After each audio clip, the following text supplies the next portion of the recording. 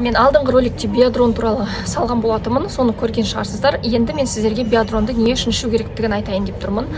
Ораза кезінде, особенно сіздер осы биадрон ішсеңіздер, организмдеріңіз толыққанды энергияға толып жүретін болады.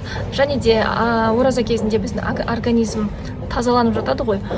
Бұл биадрон ішкен кезде одан сайын 2 есе тазаланады, және де сіздерге күш-қуат, энергия береді.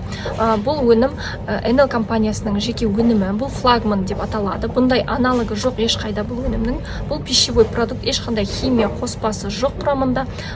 Бұны кішкентай баладан үлкен кісі, қартайған адамдарға дейін ішуге болады. Бұны күні бойы ішіп жүрсеңіз, мысалы, барлық хронический ауруларыңыздан жазыла бастайсыздар. Кімнің аллергиясы бар, сол аллергиялары кете бастайды.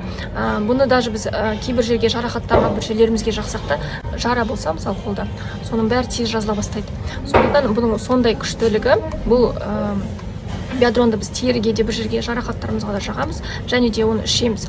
Бұны суға қосып араластырып ішеміз. Ешқандай түсі, иісі, сондай бір дәмі жоқ. Түсі кола сияқты түс болады. Суға езіп, таңертең аш қарынға ішеміз. Бүгін осы биадронға тапсырыс қабылдаймын.